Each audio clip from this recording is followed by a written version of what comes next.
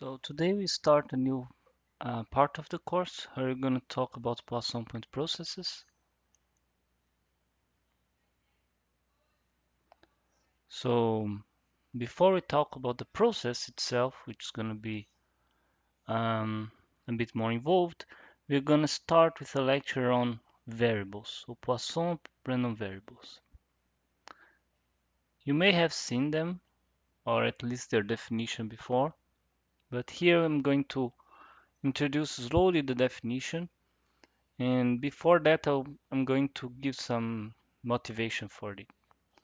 So suppose that we have a system, for example, a radioactive sample that is full of atoms that are in an unstable configuration. So these atoms, they have an energy level that is not supposed to be their ground state. So they can have this transition from high energy to low energy, and in this transition they emit some radiation.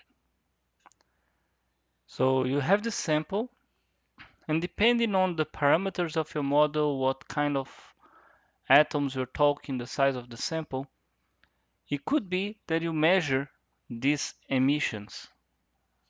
And it could be that your emissions arrive, you know, in random times, but with spaces that are of order of, say, a unit. It could be that they are very fast and you can't even distinguish one emission from the other. They arrive in huge numbers. But for some situations, you see them arriving like as little blinks in your sensor. So you have a sensor here, and sometimes you see like blink, blink, blink when these emissions arrive. So if we are in this situation, let's imagine what's happening behind the scenes here. You have this sample that is very big in the number of atoms. So it's of order 10 to the 23 atoms. And each of these atoms is trying to make the transition, but this huge number of atoms, all of them in one unit of time, or all further one of them makes an emission. So that means that the probability that a single atom emits times the number of atoms is of order 1. Or in other words, the probability that an atom emits is very small, is of order 10 to the minus 23. So this situation where the expectation, which was given by the number of emissions, is of order constant because it's the product, it's the sum over a very, very large number of things that have a very, very small probability. So since this is equal to n times p, we know that p is of order 1 over n. So we have very large numbers and very small probabilities. This happens in this physical system here of radiation, but it happens in several different situations. Like, for example, imagine you have a company that's receiving calls from customers. So when a customer calls, so in a given time interval of say 1 minute, you know that there is a order 1 calls arriving. But this number of calls is the in expectation, the number of customers times the probability that one of them calls in this minute. So it could be that you have 1,000,000 customers, but each of them has only a probability of order 1 over 1 million to call in that exact minute. So this is another situation. You can find many examples that bring inspiration from this, and Poisson variables are very good for modeling this type of situations. But before we get into them, let's do some modeling here. We are talking always about some probability space, omega n, with just 0, 1 to the n.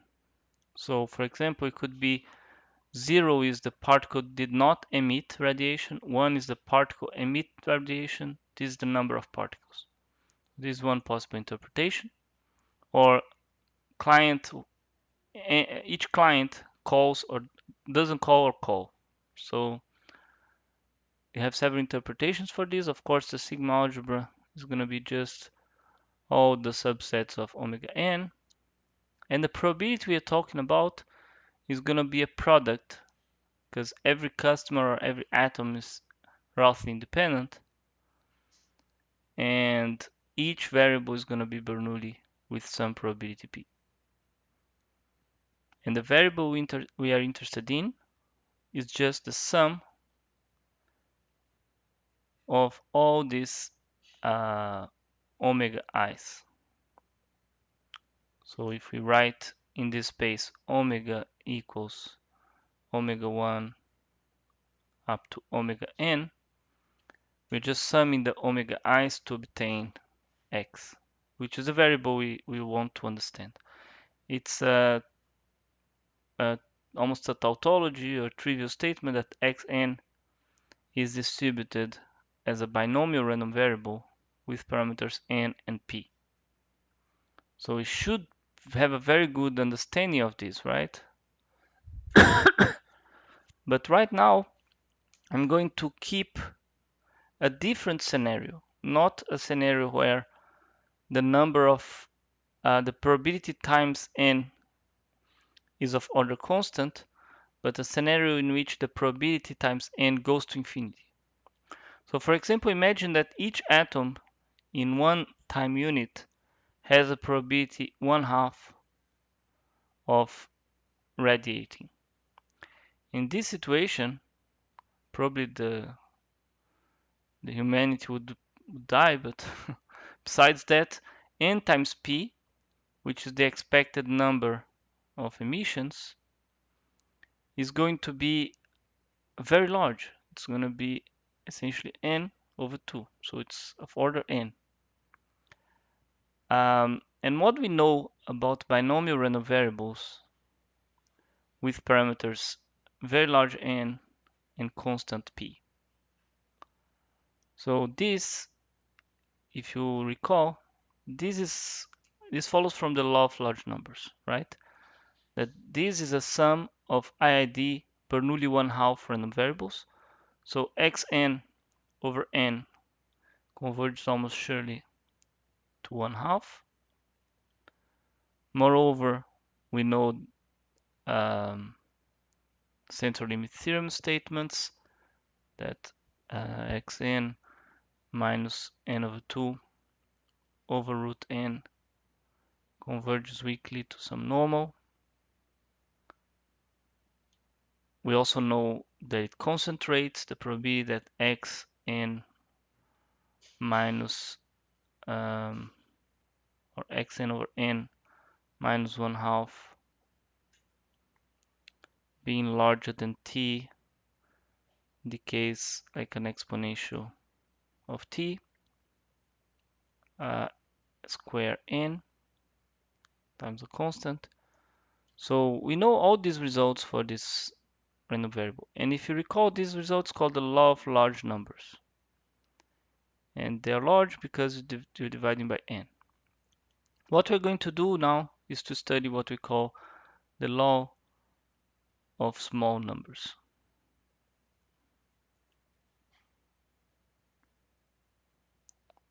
So this is going to be similar in the sense that we are looking at a sum of IID random variables, but it has some differences.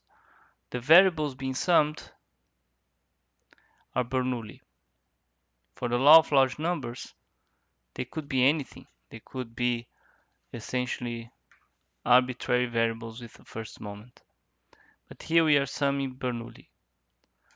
And another difference is that the expectation of the sum should be of order constant, should not go to infinity.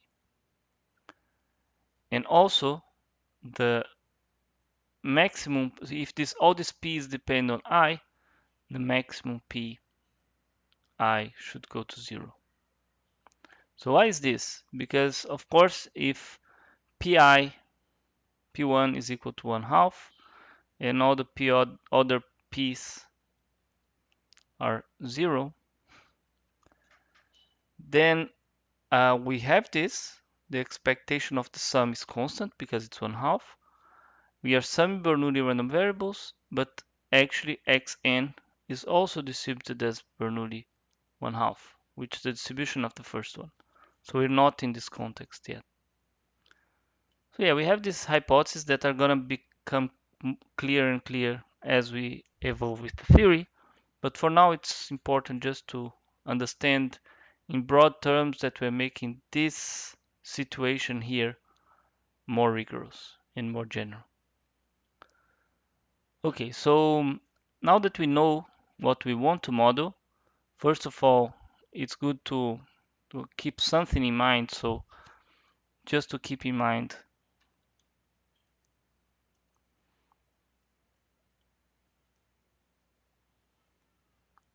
that PI's are all the same.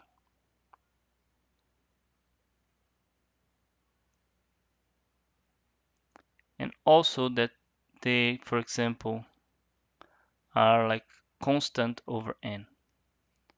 So in the end, the expectation is going to be exactly lambda. This is a good example to keep in mind, but what we're going to do is actually much more general than this. So in the end, what we would like to say is that this binomial random variable is behaving like something else. So another variable that we're going to talk about. And to do this, we need a notion of close, right? Closeness. We talked about weak convergence, for example, which gives a topology on the space of distributions. We could use the weak topology here, but we're actually going to use something much stronger. The weak topology, by its own name, you can guess that it's a weak notion of distance. But here we're going to talk about a very strong one. It's called total variation. So for those of you who have been to Markov chain mixing times course, the total variation is central there as a measurement of distance of distributions in finite space. And indeed, we're going to keep also here a state space which is finite or countable. So no non-countable state spaces here. And the definition of total variation is simple. We have two measures, mu1 and mu2, both on the same probability space, omega with a sigma algebra. We define the total variation distance between them. We denote it like this with TV, and we define it as the supremum of any event, the sigma algebra, of the difference between mu of A, mu1 of A, and mu2 of A. And we take the supremum over all A's. In a way, what this is measuring is what is the biggest mistake in estimating a probability you can make by replacing mu1 with mu2. So is there an event that one gives a very large probability and the other gives a small one? And this worst possible estimate is the measurement of their distance. But now from this definition, it's not at all clear that this is a distance, right? It's just a number. And the next lemma is going to help us see that this is indeed a distance.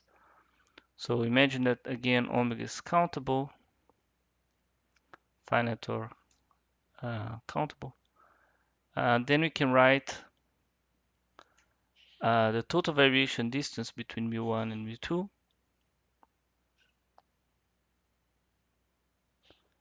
as exactly 1/2 the sum over all points in omega of mu1 of x, mu2 of x, where here I'm abusing a little the notation. This should actually be mu1 of the set that contains solely x.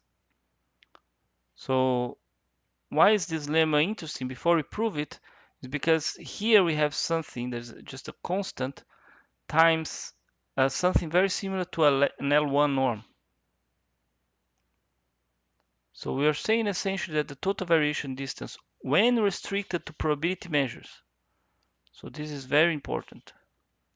The definition we gave is only well behaved when you're talking about mu1 and mu2 probabilities. So when we're talking about probabilities, this definition we gave above, which is very convenient when you want to replace one probability with another, because no matter the event you are measuring, the error is at most the total variation. This definition is in fact a constant times the L1 norm in the space omega, L1 of omega. So it's indeed a norm, and it makes sense to represent it as such, as a subtraction like this. Otherwise we should write just d. If it was just a distance, not a norm, we should be writing it as such. But it's actually a norm. And the proof is quite simple. You're gonna bound one term by the other and the other way around. So first we want to show that the left hand side is bigger or equal than the right hand side. Okay, so the total variation norm defined as above is bigger or equal than what's here. For this, we should pick one special set. And the set we're going to take is kind of the optimal one. Is a set of all the x's such that mu1 of x is bigger or equal than mu2 of x. Because then you're not making any cancellation inside this absolute value. In this case, what the right hand side looks like. So if we sum over all x in A, sorry, let's first sum without the absolute value, because this is not going to make any difference, right? So if mu1 is bigger or equal, this is exactly the same if we put the absolute value. No problems here. Now, one interesting thing is that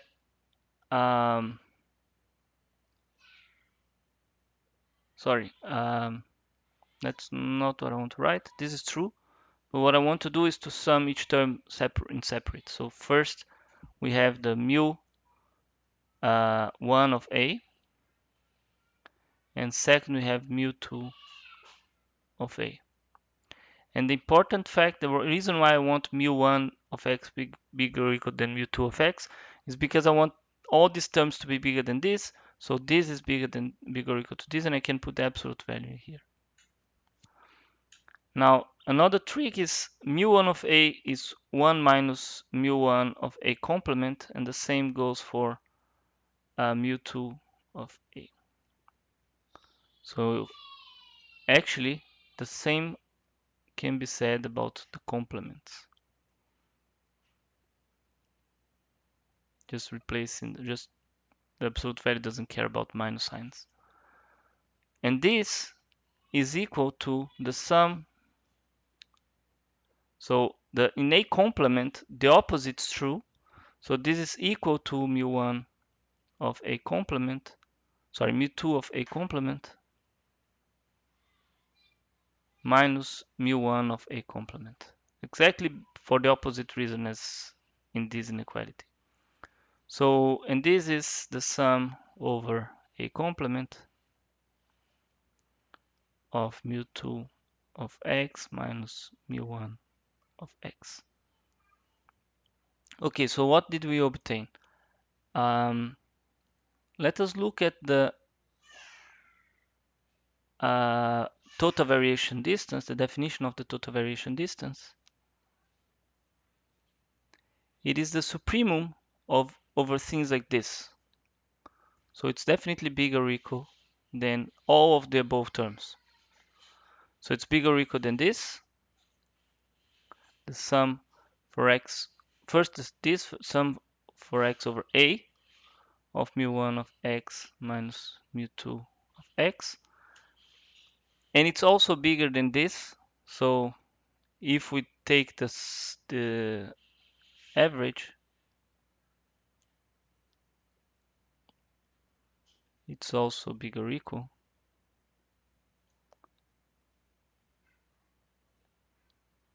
And here you see that these two sums have the right signs. This term is bigger than this term. This term is bigger than this term. So we could put the absolute values without no worries. And this with no worries, and this would get us exactly this. So indeed, A is the optimal guy. A defined as here is the optimal. And we've obtained the left-hand side bigger or equal than the right-hand side. So we're now proving the other way around. The right-hand side is bigger or equal than the left-hand side. And for this, we cannot pick A. We take any given B subset of omega, and we have to see why this is bigger than the other way around. So, sorry, I'm first summing over all, x's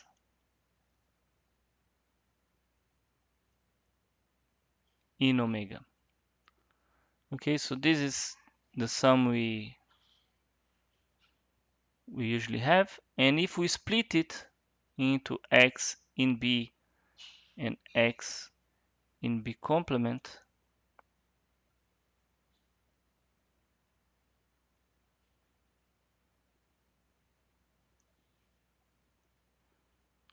here the same, sorry, x, we can drop the absolute values there, and we get the sum over x in B of mu1 x minus mu2 of x, and same with B complement.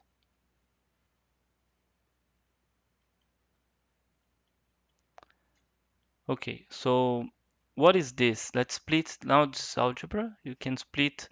There's no absolute value anymore, so you can just separate the sums and get mu1 of B minus mu2 of B plus mu1 of B complement minus mu2 of B complement. Let's put everything in terms of B here.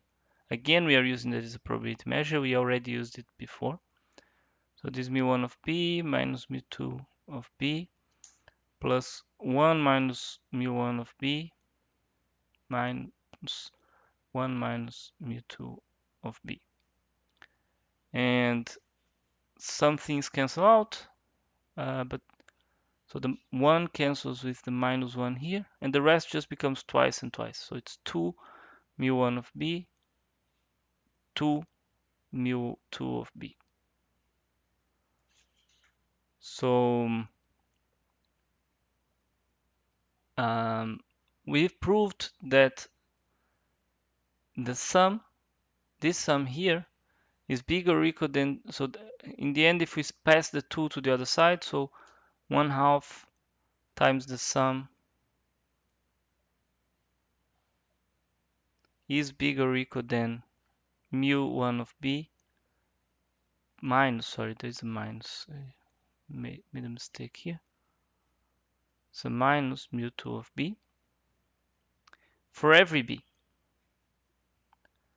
So now you almost get what you want, because in the end we wanted this with an absolute value. But here you see that this definition, either this is positive or this is, and then you don't, taking the absolute value doesn't change anything, or this is negative, and then you can just take the complements, and this will become 1 minus, and you get exactly the same but with the positive sign. So you could take this supremum without the absolute value. It wouldn't change the definition. So here we get the definition without the. So since this holds for every b, you can write for every bigger or equal than supreme over b. And since the definition does not depend on that absolute value being there, we are done with the proof. So this is a small exercise, the fact that the definition does not require the absolute value. So now we have something that is actually a distance. And before we jump into using it, we have to spend, of course, some time proving properties of this distance. Not only it's a distance, but it satisfies some properties. And we're going to start with a very basic property. So we're going to take two probabilities, mu1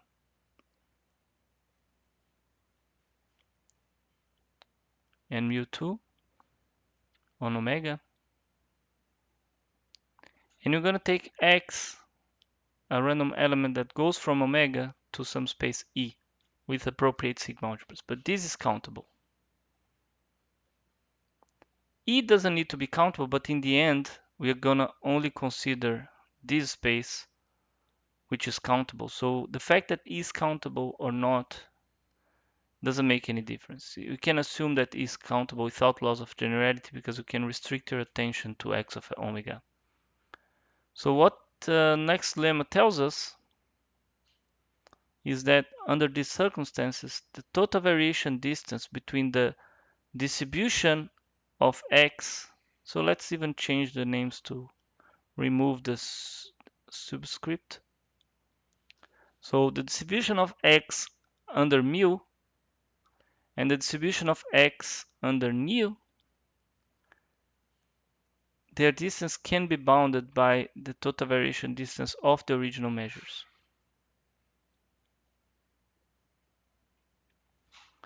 So let's assume this is countable because we're talking about countable when we defined the total variation, although we didn't need to. But this is the lemma. And the proof is very simple. So we first take the definition, like the original definition, and replace it with the equivalent definition. Is equal to 1/2 the sum. And here you see, since we are talking about the distribution of mu with a push forward, so here is omega and here is E, we have an x here. The points that we are summing, they are here, and they're exactly the points in the image of x. So these are the points, and here we have the probability that x assumes this value under mu minus the probability that x assumes the same value under nu. So this is exactly the lemma that we stated before. And I'm going to put this 1/2 on the left hand side here, just to leave it, not have to carry it over the calculations. So the first thing we do is we replace that sum by simply a sum. So these probabilities are also sums, right? Because this state space is countable, the E space is countable, and it's actually a sum over all omegas such that x of omega is equal to little x, and then you have mu of omega, and the same for nu. So this is actually just the definition of probabilities on countable space. You can split as a sum. And of course, a sum of sums, you can bound this by the total sum outside the absolute value. And what is this total sum? We're summing over all x and summing over all omegas such that x of omega is x, so you're summing over all omegas. And this is by the same lemma that we proved above, 2 times the total variation between mu and nu. So in fact, this is where we lost perhaps a little bit of sharpness in our result. It could be that this is strictly smaller than this, but at this inequality is still true. So you see, this is the first simple property of the total variation distance. You can bound the total variation distance of two distributions of random variables or random elements by the total variation of their distribution in the original space. A second thing we're going to talk about concerns the product measures. So if you have mu1 and mu2, two probabilities on omega, and nu1, nu2 probabilities on omega prime, then this is a lemma again. Then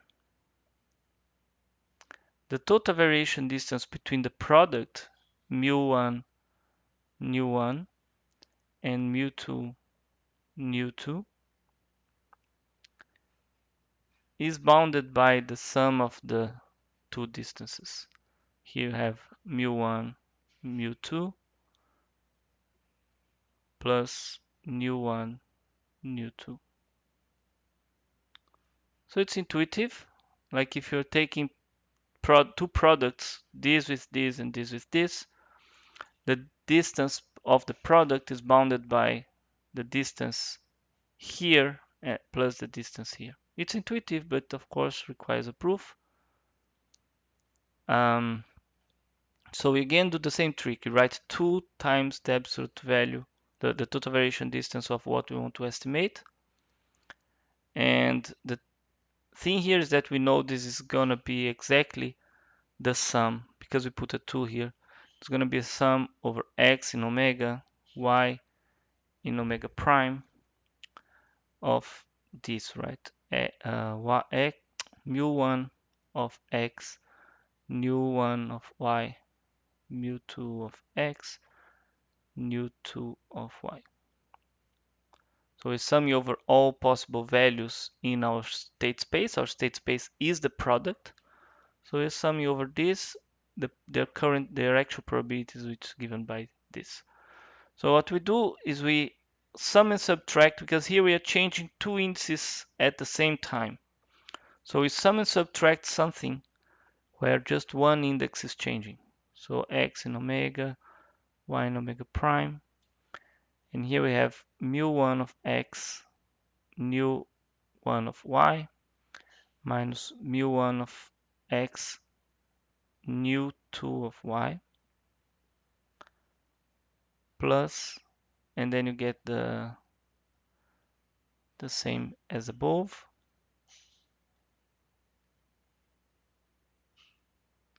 Nu2 of y. So you see that we use triangle inequality to make sure that these terms repeat and these terms repeat.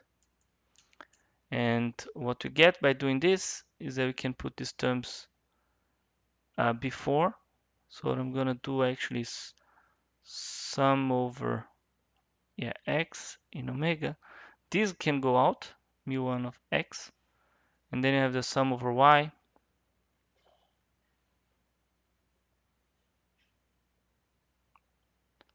of this. And for the other, you get first the sum over y, nu2 of y, sum over x, and then mu's. And you see this thing here is twice the total variation, and the same for this. So since this sum up to 1 and this sum up to 1, we get the result. Get here smaller equal, actually equal 2 times the total variation distance between mu1 and mu2 plus mu1 and mu2. It's exactly what we wanted to prove.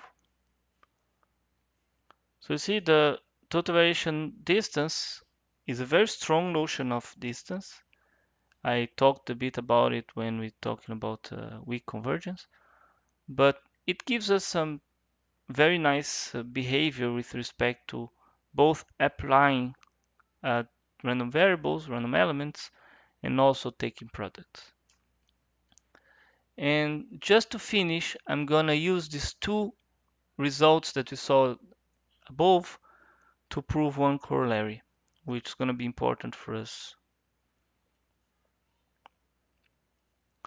So, but yeah, I'm sorry. Before stating the corollary, I need to introduce a definition. So, if mu and nu are probabilities on Z, then we define mu convoluted with nu as another probability on Z,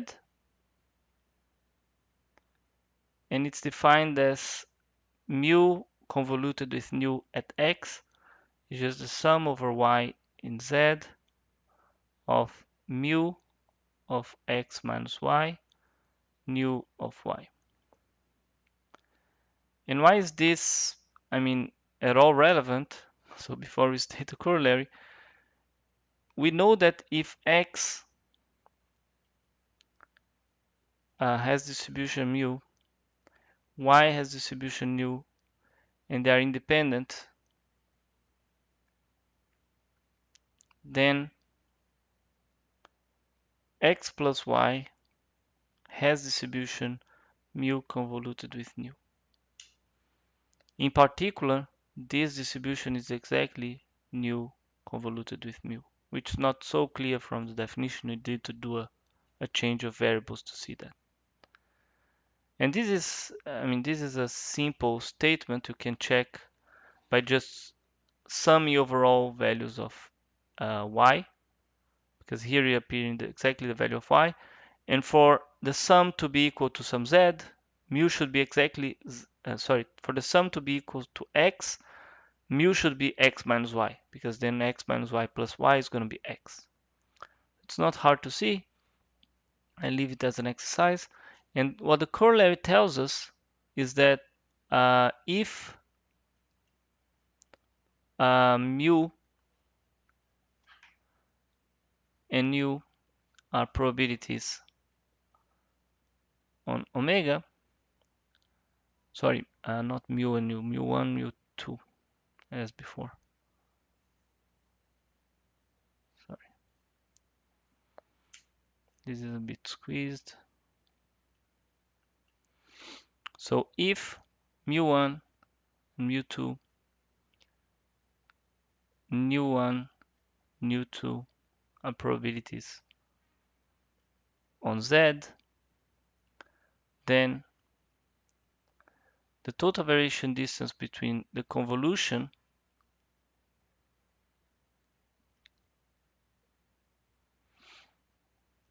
can be bounded by the total variation distance between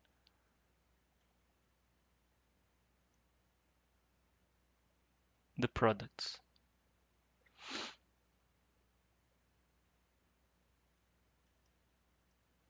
And this is actually a very simple corollary of the mapping we did before. So we have here, this is a random element. So this measure here is a probability on Z times Z. And what we are doing when we convolve the two is take the distribution of X that goes from Z times Z to Z, taking two elements and taking 2x plus y. So actually mu1 convoluted with nu1 is just the distribution over the product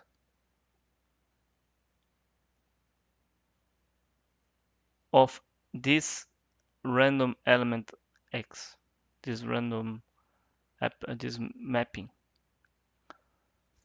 So in the end, when we are writing the above, we are just replacing here mu1 convoluted mu1 mu2 by the exact value they have, which is here product, the distribution of x under that product, and the distribution of x under the second product. And here what we use is that lemma that says they behave well on the mappings. So you can just replace, you can forget the x in this 2 and just get the mu product u. Okay, so I think we have essentially all the properties of the total variation distance that we need to prove our main theorem today, but the last thing we need is a single example of something more concrete of total variation distance. So for example,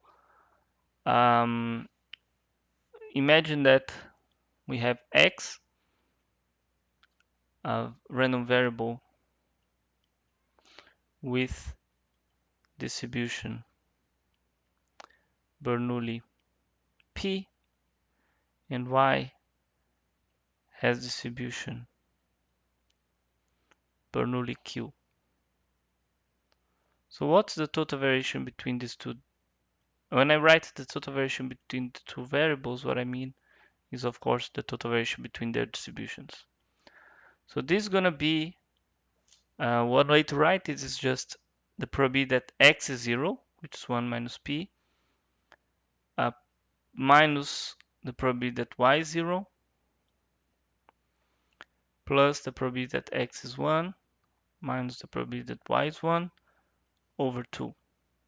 And this is going to give us p minus q absolute value. So you see that if p is equal to q, of course this is 0, they are the same distributions. And the maximum this can attain is 1, when one of the variables is deterministically 1, the other is deterministically 0. So their distance is the maximum possible. Now, we have this silly example, and we're going to do a second example that requires the definition of the Poisson random variables. So now we have to spend some time with the Poisson variables.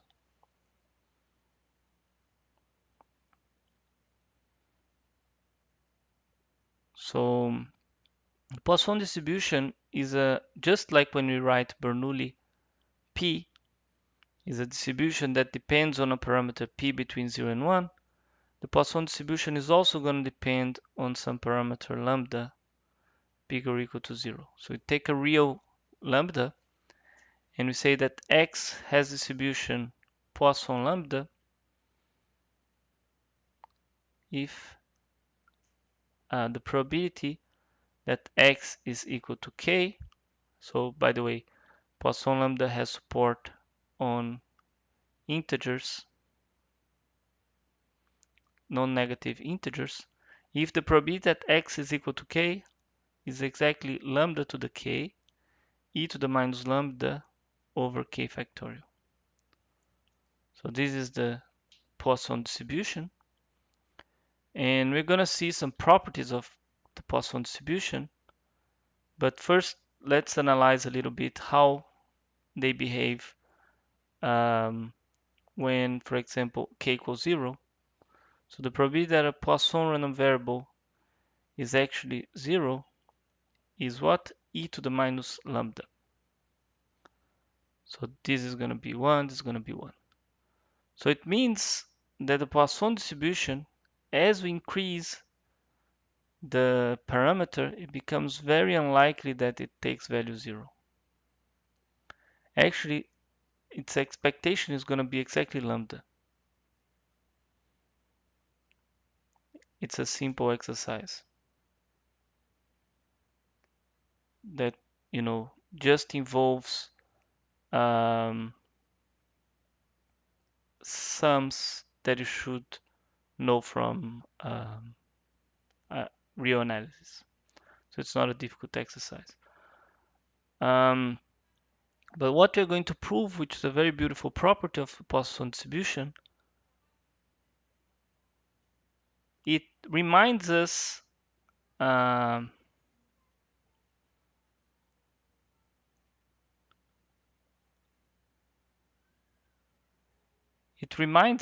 of the normal random variable. So remember that if you take a normal variable with parameters x, sigma squared, independent of another random variable with distribution y nu squared, you are actually summing the averages and summing the variances, right? So the exact transformation that a sum and a sum is important, of course, but it's not what I want to emphasize here.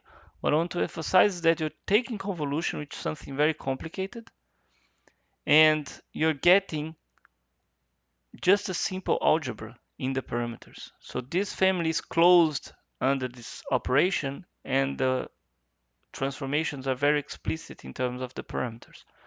This is not always true, of course. For example, Bernoulli random variable P convoluted with a Bernoulli random variable Q is a strange random variable. It's not another Bernoulli. For example, it could take values 2, which is a Bernoulli cannot take. Sometimes when you take a Bernoulli P and convolve with another Bernoulli with the same parameter, like you have some special cases. Sometimes you have some special cases in which this can be determined in terms of another distribution. So this is, for example, how binomials have been defined essentially. So sometimes you have some beautiful formulas like this, but you see your exit in the space, Bernoullis before and binomials later. And what we're going to show is that Poisson has this very beautiful property of the normal, that the convolution of a Poisson lambda and a Poisson sigma is just a Poisson lambda plus sigma. So this is a beautiful property of Poisson random variables that is in the very center of the fact that it appear as limits. So the normals appear as limits, and because it appears as limits, it has to satisfy something like this. The Poisson appears at the limit, so it has to satisfy something like this. I will explain a bit before later why this is supposed to happen, because Poisson appears as a limit. But this is a lemma that we can prove right away. So proof, let's take x just to simplify, just have a random variable we can use being this, and y distributed as Poisson sigma, and be independent of each other, because that's what the convolution is going to do. So the probability that x plus y is equal to some k is actually, you can take from the convolution, is going to be the sum for over all j's that x can assume, but not larger than k, right? Because these are non-negative. If x is larger than k, it's already impossible for the sum to be k. So here we have that x is j, and y cannot be anything else but k minus j. And we have independence, so this is going to be split into the individual probabilities, and they're all explicit. The first one is lambda to the j, e to the minus lambda over j factorial. The other is sigma to the k minus j e to the minus sigma over k minus j factorial. Okay, so it doesn't look like it's getting pretty because we have changes all over. Like here the base is changing and the exponent is changing.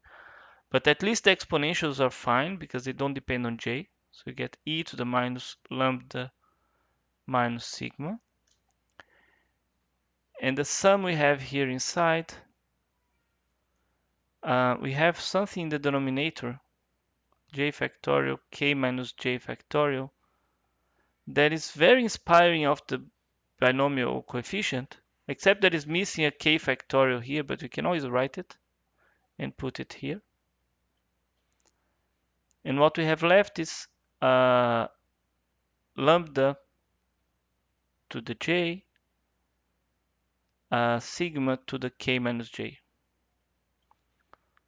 So not bad at all, because we can take this k factorial out.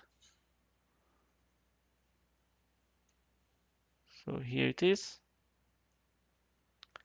And here we have exactly the binomial coefficient. So this is going to be e to the minus sigma plus lambda over k factorial. You have sigma plus lambda to the k. So this is what we defined as the probability that a Poisson sigma plus lambda plus sigma is equal to k. So we're done. So this distribution is very well behaved with independent sums. And now I go back to the example I promised of estimating total variation in a concrete example, which is not just taking two Bernoullis like we did here. Like taking two Bernoullis was kind of silly. Where? This, here. Now we're going to compare variables that are very different. And this is going to be very useful for us later, so it's not just a waste of time. So suppose that we have p, a random variable, parameter between 0 and 1, that gives rise to a mu1 with just Bernoulli p. And suppose we use the same parameter p to define mu2, which is a Poisson p. So these are very different random variables. The Bernoulli can only take the value 0 with parameter with probability 1 minus p, and the value 1 with probability p. While the Poisson random variable can take many values, right? You can take value 0, value 1, value 2, value 3. But anyway, we want to compare them. We want to bound mu1 minus mu2 in total variation. And we're going to arrive to this formula. This is a nice bound. So let's see how this follows. So when we compare mu1 minus mu2, we do the same trick as always. This is equal to 1/2 the sum over all possible values it can assume, which are all positive non-negative integers, of the difference of these probabilities in x, right? So this has three very distinct possibilities. Either x is 0. In the case x is 0, we have 1 minus p for the binomial, and e to the minus p for the Poisson. For the second case, we have p. So if x is 1, so this term here corresponds to x0. This will correspond to x is 1, and the last one will correspond to x bigger or equal to 2. So for x equals 1, the binomial takes value 1 with probability p, and the Poisson takes value 1 with probability p e to the minus p. And the rest is just the probability that the Poisson, so mu2 of 2 infinity, everything above 2. We're going to calculate this, but for now this is just because this is going to be 0 for 2 and above. So it's just this that is left. So let's calculate this. You see that 1 minus p, if I plot it, 1 minus p is this, and the exponential of minus p is this. So it's bigger. So actually this is e to the minus p minus 1 minus p. You can forget the absolute value because I know which one is bigger. Here I have,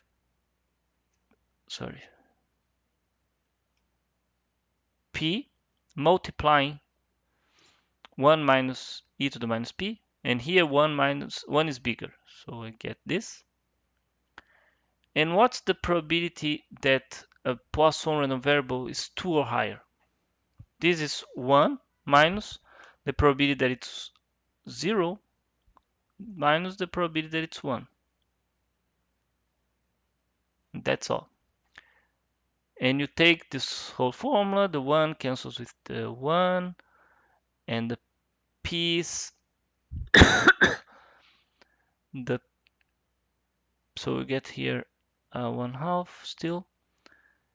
The p times e to the minus, there's a p here and a p here, they cancel as well. Do they? No, sorry. Let me think twice. And the 1 minus p here is with a plus. So I have 2p, this and this. You have 2 e to the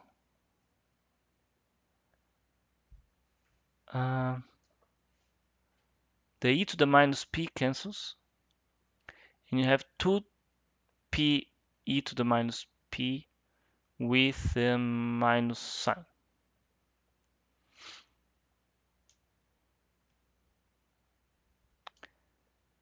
Yeah, so this is equal to p times 1 minus e to the minus p.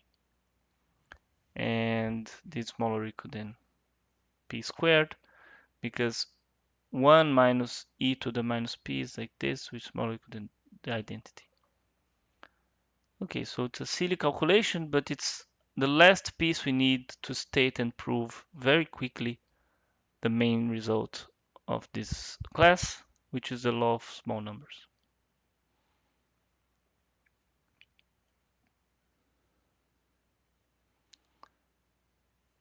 So what this says is that you take an n number of variables, and you take a p, which is the parameter of all these variables. They're going to be Bernoulli p.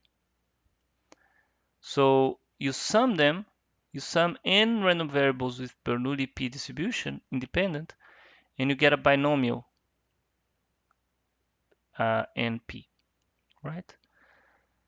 And what I said is that if n times p is not diverging too much, it's like n is close to p somehow, n is close to 1 over p, this should converge somewhere, and this is going to converge to a Poisson with this same expectation.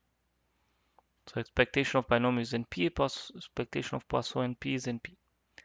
So what the statement of the theorem says is that the total variation distance between these two is bounded by NP squared.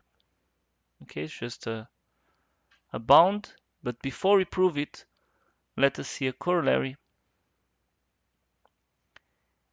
If, as I said before, P is equal to lambda over N, which is a case where the expectation is of order constant, then we're getting the binomial minus Poisson lambda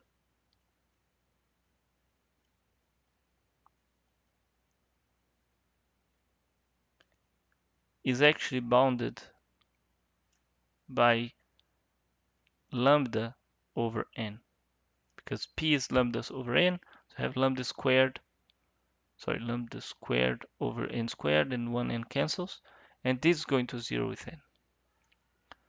So as a corollary, this converges, binomial np converges to a Poisson lambda if p is lambda over n. And this is how I claim that we should expect this invariance here. We should expect this invariance because look here, if we knew this result, we could take the binomial. There are n variables being summed here to get a binomial. We could first sum a proportion of them, like theta n, and then we sum the rest, 1 minus theta n. And when n goes to infinity, both the left part and the right part go to infinity. The first part is going to converge to a Poisson theta n. The second is going to be independent of the first and is going to be summed with the first. Oops, sorry. And it's going to have distribution 1 minus theta n. And they are going to converge as well if we sum to Poisson n. Sorry, I forgot the p.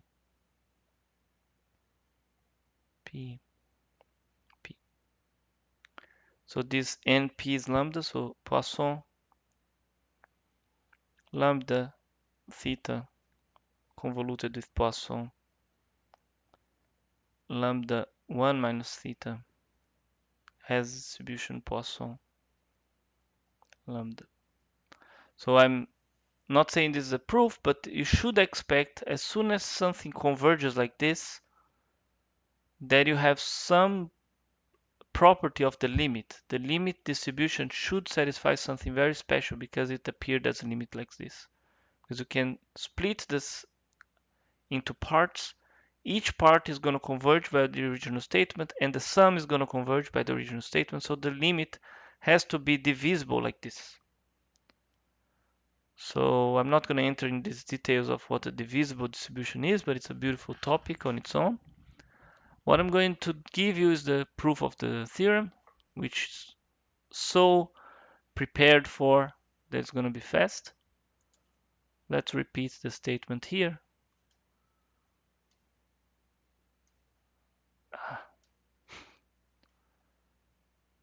So how do we prove this? Let's recall what this binomial is, right? The binomial is just a convolution of Bernoullis. This is a Bernoulli P convoluted with a Bernoulli P many, many times until you get n copies. This is the binomial distribution. And by the way, the Poisson distribution, because of this nice property I proved before, the same can be said about it. A Poisson NP is just the Poisson P convoluted with itself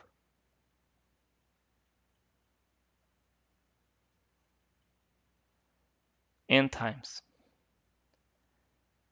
And we saw how we can bound the total variation distance between two convolutions by just replacing the convolutions with products, independent products.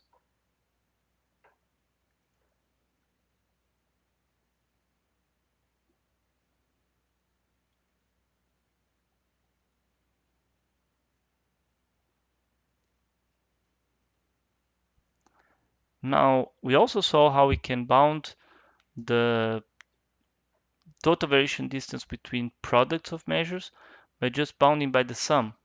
So we can sum for I equals 1 to n the total variation distance between one Bernoulli P and one Poisson P.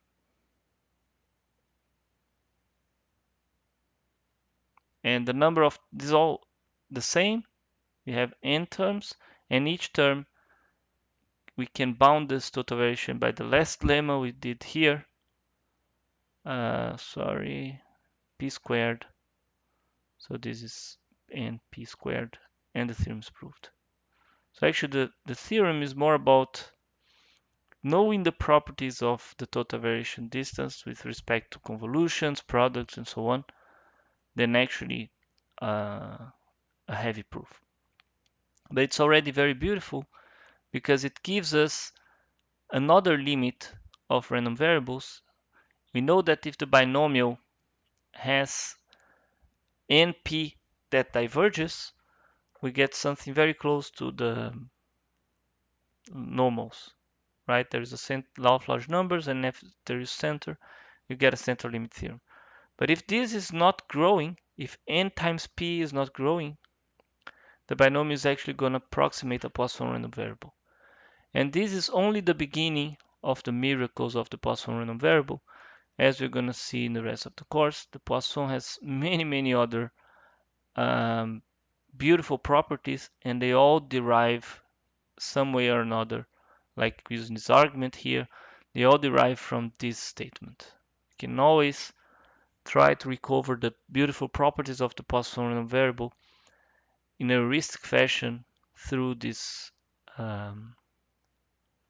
limit here. So that's all for today. See you in the next class.